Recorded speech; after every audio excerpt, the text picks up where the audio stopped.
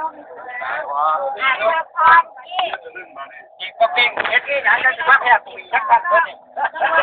เจ้าเงินกับแพ้เป็นอย่างแพ้โอ้แพ้อย่างมาภาษาตัวเอกให้รู้ครับพวกมันมีปุ๋ยแพ้เลยเขาได้ยินเลยดิเนี่ยคอยอุตส่าห์8เด้งพอได้กินเขาเนี่ยไม่ต้องกินได้ไรแดง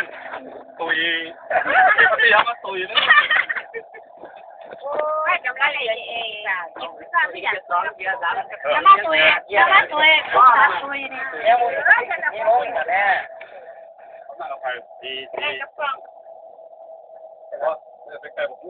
มันยังอยู่หลังมันยังอยู่หลังมันมีคนมันยังได้ล่ะมันจะนั่งรับไปลงกับไปพอเขาวิ่งลงมาอันเดี๋ยวติดพ่นมันนี่ตักว่าแกโลกสารมูก็พวกแดงลาให้เป็นอยู่ปุยยันเข้าซื้อหอบให้ข่อยงามในเจ้ามืออย่าปวดอย่าปวดเข้าซื้อหอบโอ้ยจะมันให้เขาตุยอีกเขาให้อีกเลยตุยเก๊กตุยน้ำมาตุยข่อยค่ะเจ้าโอ้ยเขาตีเขาโตนี่เขาตุยได้ไหมบ่มีทางเอาเลย40 บาทก่อนขึ้นมาเลย2แบบนะแม่งาม3ขึ้นอันนี้3ดีสอบมาอย่างไม่สอบใจหมอทุกขา3 ขาแล้วจะบอกว่าแปรดิชัดเจนเลยไม่มีต้องปูเกลือถ้าไปอยู่กับหลวงพ่อเดี๋ยวไม่ป้าเลยนี่ยกคู่แก้วกันนี่แล้วยกคู่แดงก็เป็นเลยแล้วเขาเองขายตะย่องเขาเรียนโอ้ย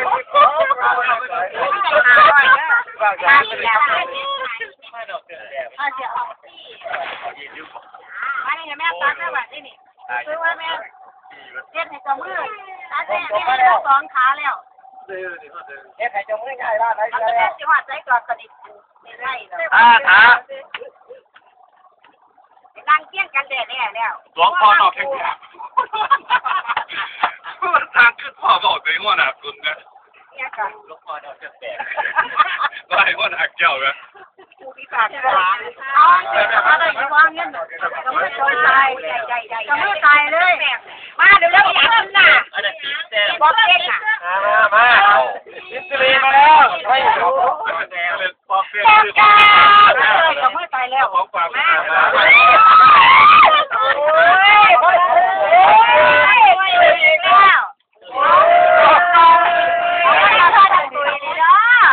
อันห้องพี่ก็ดีใจหรือเสียใจเสียใจกับมือตุยเสียทั้งแม่เนาะกูเป็นผู้ชายมูมืดแม่เนาะเดี๋ยวแม่ตายแล้วถ้ากันดีใจแล้วมาเอากระตันยูหมอดีไหมกดเด้งไม่ได้แล้วมาแข่งแต่คนจะได้แค่ไหนวันดีที่มากอ่ะก็ได้ไหมครับหูจักเลยจับหอมเนอะอย่างนี้นะหูจักบอกมึงหูจักบอกโจรนะไปกันเลยเนาะแล้วนี่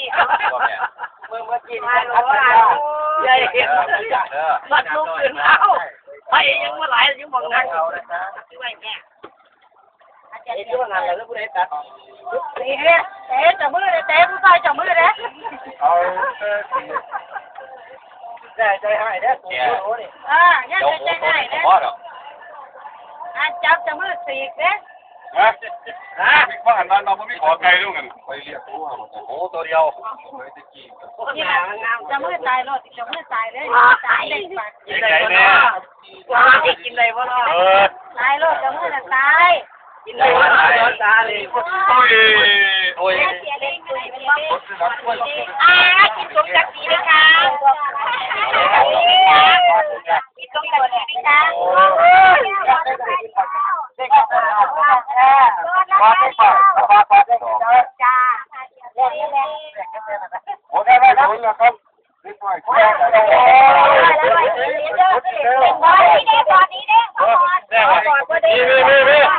ทำไมได้รถอันนี้ไม่ใช่รถเอาฟังเขาพูดยังไงแล้วเป็นเครื่องไปเพื่อฟ้าไปทางโคตรกันได เขาบอกว่าได้เสียเด็กป่ะ ย้อนการสอบที่สาม เราบอกได้เด็กเราไม่ได้เด็กเราบอกเราเสียเด็ก รถอีกแล้ว เราขาป่วย มาพวกมันต้องจะขี่จะโพสเขาจะขายแล้ว ตามนี้ตามนี้ตุ้ม เรื่องห้อยนะพ่อเจ้าเอาตู้ขี่จะโพสแล้วจะขี่รอดจะโพสจะโพส อะไรแล้วก็ยากมันว่าคนตามอะไร บอกไม่กระบอกข้าวแล้วพ่อไม่ยังป่ามานี่ทำนี่จะแก้ท่วงไง เอาละว้าอันนี้กระทงภาษีด้านนึงดิ อะไรนะ โอ้ยเอาได้กี่วันได้เจ็ดองจะมือตายโอ้จะมือมีเด้งจะมือมีเด้งนะโอ้ยเด้งโอ้ยใหญ่ใหญ่ขนาดได้ได้ได้โอ้ยจะได้สอบได้จะได้สอบ เสร็จแล้ว3 ดอกปกติก็ได้แต่ละเครื่องจอก สอบมาแล้วก็เอาเด้งคอยเด้งคอยกระสอบเจ้าอยู่กับเท้าคอยเด้งเท่านั้นเนาะเอาเด้งมาตัวอันนี้เขาพูดมากเลยขอบคุณเขาสั่งในการลงใหม่แสดงว่าจะเสียเขาไปรักษาสุขภาพเรื่องอะไรก็คือเท่าเด็กนะ นั่งเน็ตไทย3ขึ้นแล้วไม่ง่ายก็ได้ ขอจ้าเสือ คนละลากเดียวแม่เย็นตา เมื่อนี้เลย โอ้ที่นี่แต่แล้วโอ้ยพี่น้องก้มลงในตาเจ้าของหายจึงหมดเอาอย่างยังกูเป็นหมูกูเป็นแล้วเนา กูยังไงไปเลยเดี๋ยวผมให้กูขึ้นไปก่อน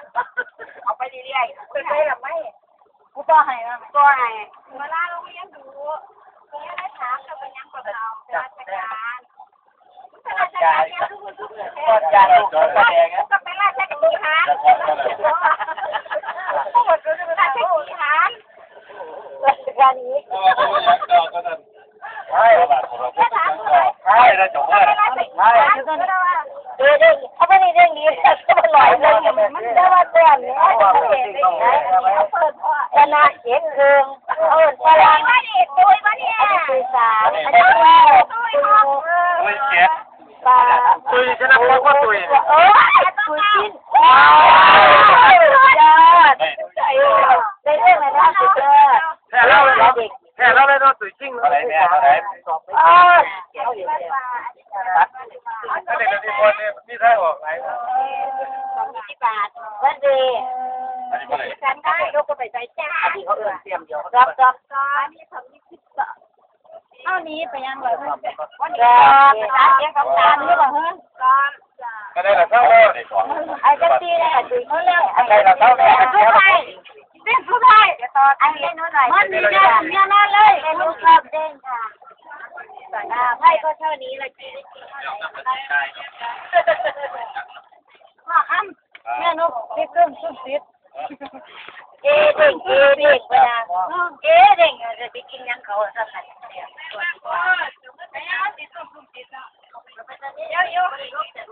กไปทั้งเก็บไปนะจะไปผลว่าแต่ละบุรี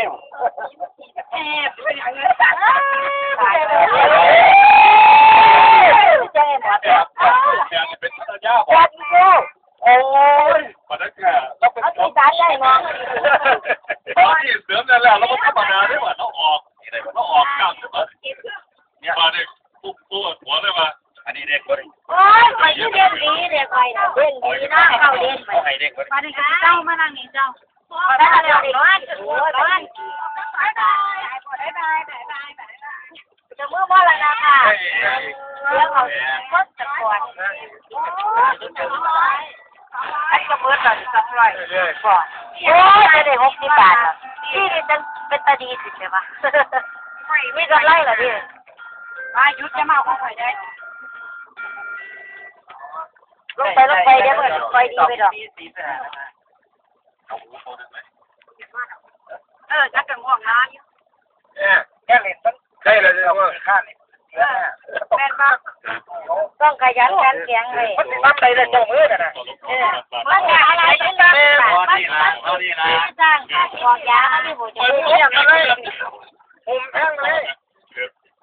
ว่าใหญ่กันจะได้เปลี่ยนสุดละก็ขอเห็นหลับเลยคุยบ้านนั่น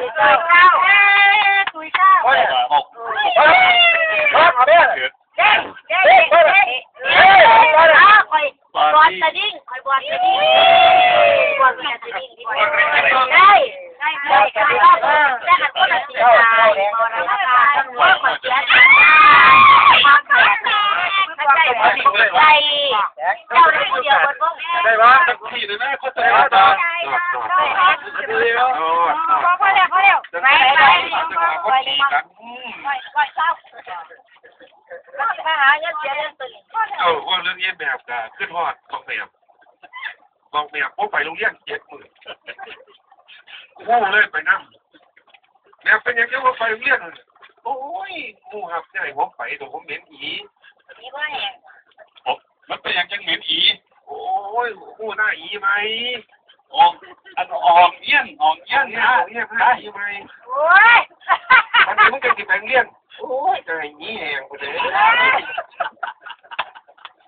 เอาว่าชัดมาแกก็เลย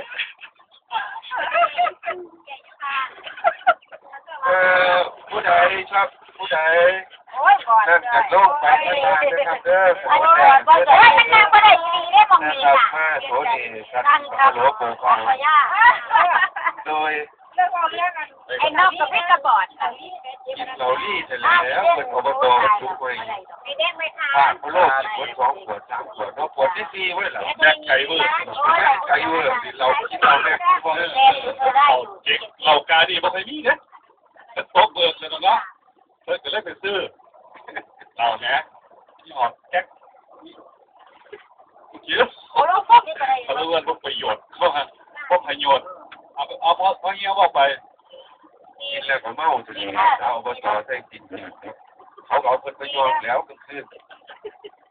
3 ดอกเรื่องไหนตื่นเช้าวันนี้เดี๋ยวงานโอ้ยเรื่องเหล่านี้เอาดอกเยี่ยมเท่าไหร่กินเท่าไหร่โอ้ยอันนี้จังบอกการจะกดนักไข่มาเดียวเด้อต้องมาเก็บมาโดนแล้วแจกเลยเรายังกันเจ็บไปพูดนึงคนนี้เขาไม่ได้เอาแต่เหล่านี้ว่ะเรายังกันเจ็บเบิ้ลเป็นพ่อว่ะนี่แหละที่ยันนะโอ้ยคนเจ้าจะคือตัวเขาจะได้อย่างบอกกันแล้วไปไปเพิ่นอยากบอกพ่อแม่ลูกสาวคนนั้นกินของร่วมกันข้าวแรกนี่นะครับจำไปจำเมื่อเด็กอะไรข้าวยาไม่กินเลยรักแก้วไม่ตาค่ะอันนี้โอ้ยได้80 บาทนะพอคำได้80พอคำได้ด้วยนะดันเรื่องเงินข่าวเขาผ่านกับโอ้กับผ่านบางครั้งเดี๋ยวเขาทะลุเลยครับโอ้ทะลุเนี่ยที่เป็นดาวถึงหน้าเดี๋ยวเขาได้กระบามันเลิกตันเนี่ยมันตายไม่เลยกันยิ่งกระบามันไปซองเบื้องนั้นพึ่งนี่เขาก่อนที่เขาก็เป็นเรื่องโดนจะเลยจากเขามาหลุดกันมาเอ็งเอาโอ้ยเสียตาในเด็กรับตาอยู่เลยแม่นบ่เลยครับตาเป็นคนเพราะว่าตาดิแต่ว่าต้องคนไปทำหูจักเยอะ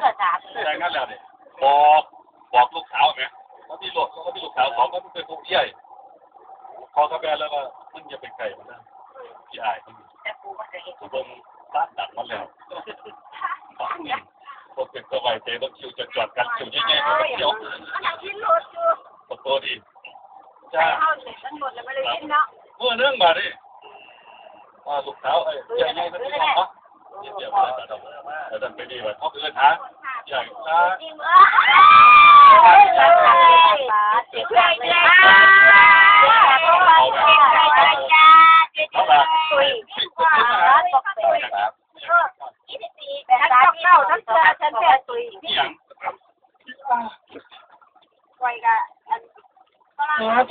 ตะไหนตะไรแล้วนะ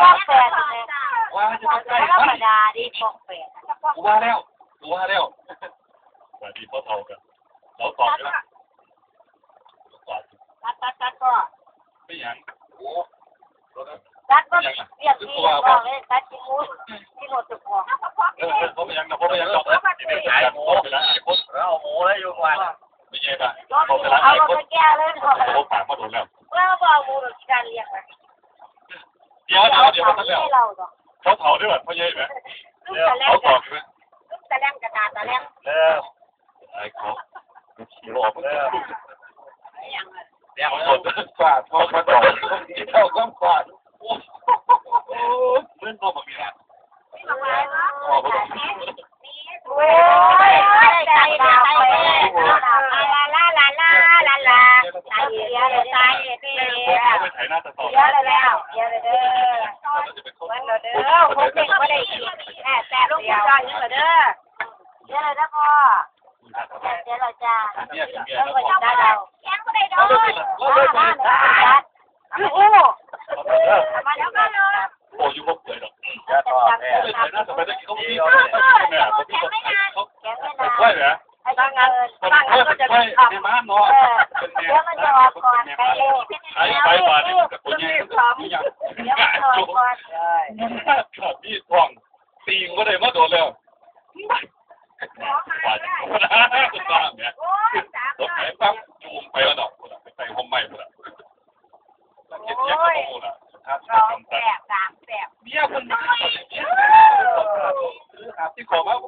ปั๊บไปห้องใหม่มาถือเลยครับเด็ดหัว เป็นแล้วหวังโต เลยกลับบ้านเลยกลับนั่นแหละกลับนี่ เอ้ยโอ้ยสามแสบกันเลยชวนกันดิชวนกันแบบนี้ก่อน ใช่ทีนี้นะ ได้เพื่อนกับเราไม่เล่นไม่เล่นไม่เล่นสิงโตโอ้ยเอ็ดเดียวไม่สีเดียวกันไม่เอ็ดเดียวอันนี้มันเป็นเสียก่อนบ้ามันเป็นเสียก่อนถ้าคนละสีมันเป็นโอ้ย กูอยากเลี้ยงเลย เขาเล่นอันนั้นเสียก่อนเลยบอกไอ้เอ็ดเดียวเอ็ดเพื่ออาบตาเดียวโตจังเสือเพื่อนได้มาเจ๊ โอ้มาตาได้คือหาบนึง อาบตาหนึ่ง ก็หน่อยได้หาบตา อาบตาจะเสือก็หน่อย สู้ว้ายโอ้ยผมอยากหาบตาแค่มี การนี้ต้องเลี้ยงเลยเสียงแค่เขากันด้วยแบบนี้ ครับยังล่ะ เสียงหัว รอเด็กเขาตีกัน ประเภทของไงยกเป็นลงครับเองก็เป็น แต่ร้านล่างก็ ใช่ใช่ วันไหนยังตายไอ้ยังวัดตรวจรอไม่ว่าขยับเปิดเลยนะล่ะเปิดตะวีหาตาหกตาเจ็ดตาแปดตาพ่อ จอดตรวจแน่ว่า ว่าตาแม่มันจะว่าอีกแหละ ตรงนี้วัฒนเก่านี่เลย ชนะแต่ละเก้าเล่นไปสีมันชนะเก้าไปกูเอนักตั้มเอสุเอคือพูดอันนี้ก็ได้กินไม่ได้มาเที่ยวหาประจานเออ ตัวจะได้มาเนี่ยหาบตาตัวจะได้ก็ถูกมาเนี่ยได้สิเขาก็เริ่มได้ก่อนที่แล้วจุดมือเลยมั้งเนาะไม่คุยได้ยังไงกินดมดินดมมือดมดินกันเนี่ย ต้องแปลอะไรเนาะ ว้าก็จะเล่นได้ไม่กันจะได้สั่งสุดเสียฉันจืดเอาหรอ พอบางข้อโตต้องทำผม นี่นั่งรอนั่งเลยเมิร์ดกับเมิร์ดตอนชาละยี่เตรียมเงินเขามีเงินน้อยค่ะ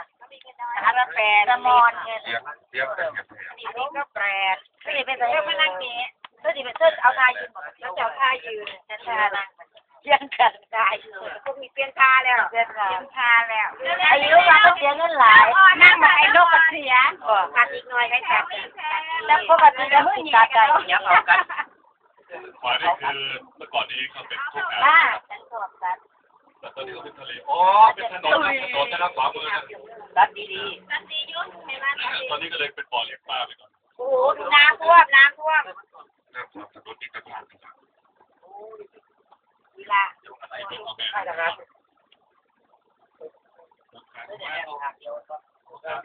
อ๋อน้ำท่วมฝั่งโน้นโอ้ยอย่าแตะเลยเนี่ยว่าเล่นของเลยวันแล้ว ได้ไหม เกือบจะสุดนะเป็นเดี๋ยวนี้ที่เริ่มมาใส่กันเสียปัญหาที่หมดแม่โอ้ยเอามีก่อนได้จันเอาไปก่อนนะจันลดแล้วทำดีก็เลยเตาเล่นแล้วแต่เตาเล่นตบมือบายบาย200อันนี้20 บาท200บาทแบบโม่ตัวแรกโม่ข้างหน้า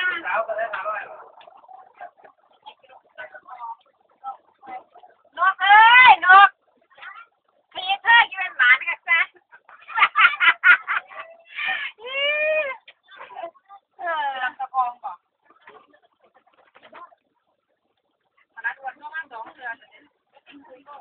ล่ะตาลองเข้าจะลบไปดิมันเป็นเริ่มๆดิมันมีสวนย่อมแม่ตาละพี่ไม่รู้กับของอันนั้นไม่ใช่มือดิแม่สวนเท้าสุนารีมันตาดิเส้นๆแม่รอด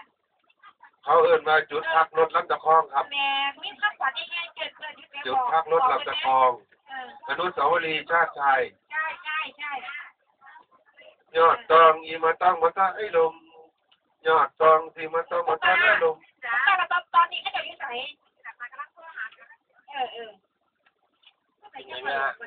โอ้ย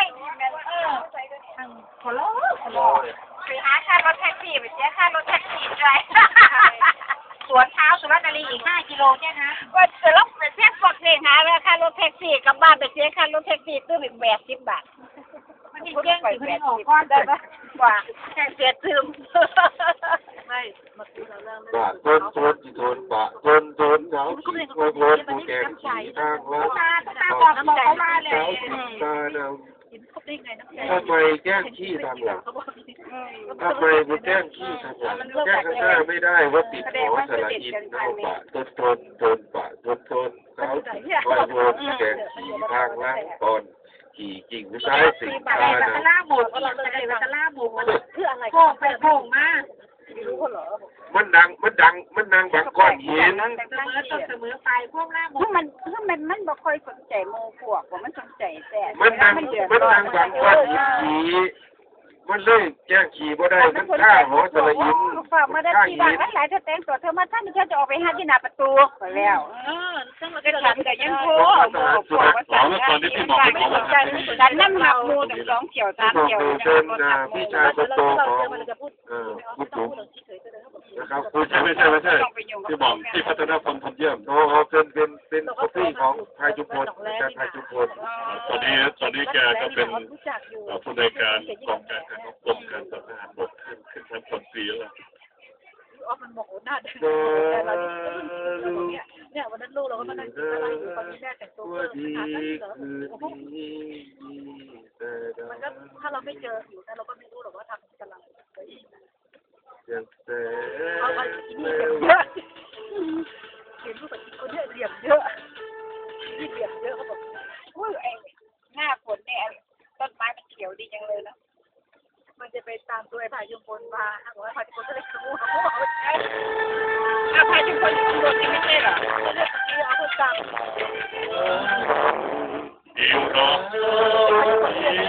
คืนดีกระดาษขอบคุณนะครับไปถ้าอยากฟังเพลง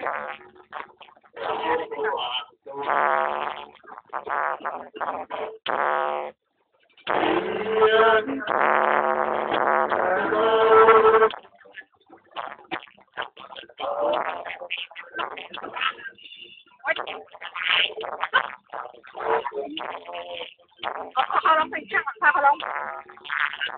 ขอให้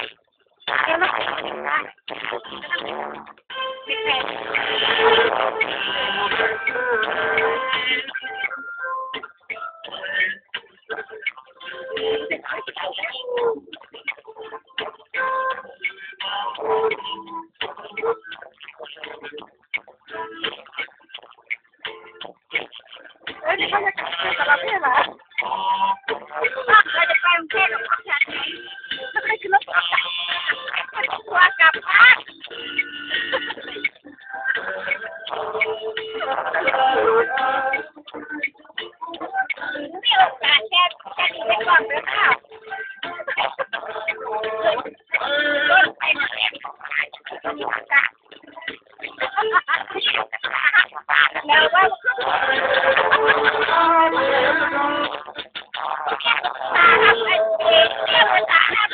กลับบ้านนะพวกเขาอีกแล้ววันนี้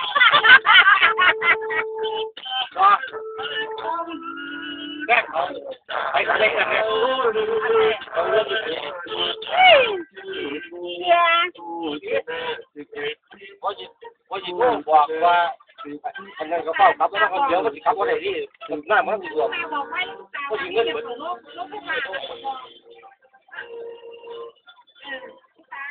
บอกให้เราผู้ศึกษาพอไปซื้อไก่กับอาหารที่เขาจะไปกินผู้ศึกษา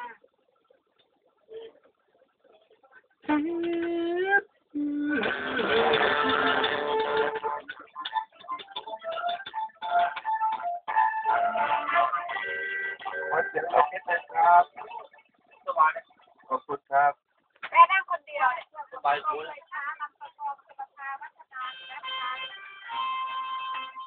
วันนี้ไม่ใช่น้องหานะครับเป็นรับละครแต่ว่าฝากเพลงซึ้งๆเพื่อน แล้วท่านไม่มาด้วยเหรอท่าน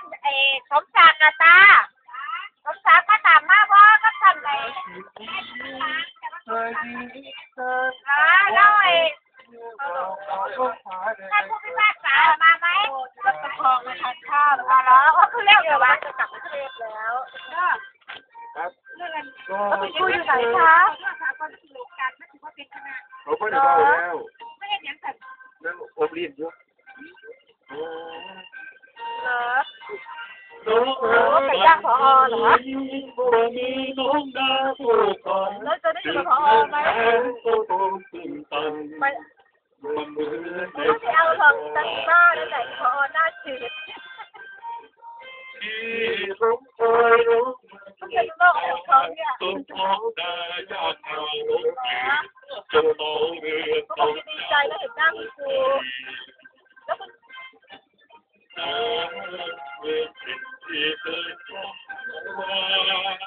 บอกได้ค่ะเขาไม่ได้มาแล้วก็ถึงมาแล้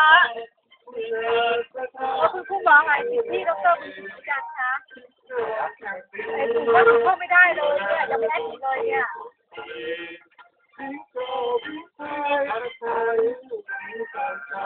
ค่ะ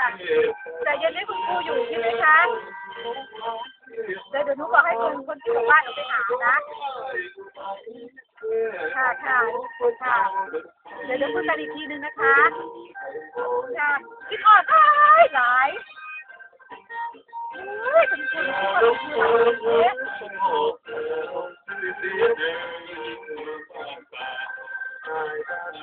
ค่ะค่ะเพลงนี้นี่คุณเลิศนะเป็นเพลงประจำปีของคุณเลิศ เดี๋ยวจะพาไปกินเชอร์บุชิค่ะค่ะสวัสดีค่ะคุณครูค่ะผู้ใดคุณครูก็ไปที่หมู่บ้านพอตอนหน้าอื่นเอาไก่ย่างมาด้วยว่าเราจะไปกินข้าวด้วยกันอย่าไปว่าเขาจะพอหน้าจิตหลายแต่รู้โซนเขาเราไปพูดให้เขาเสียหน้าเยอะแน่เขาเป็นผู้เฒ่าก็อย่าไปเรียกเขาสงสารเขาอย่าไปทำร้ายเขา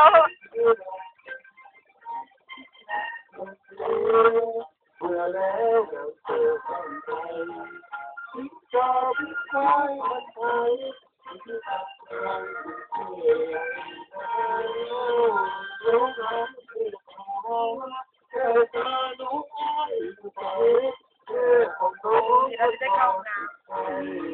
ไป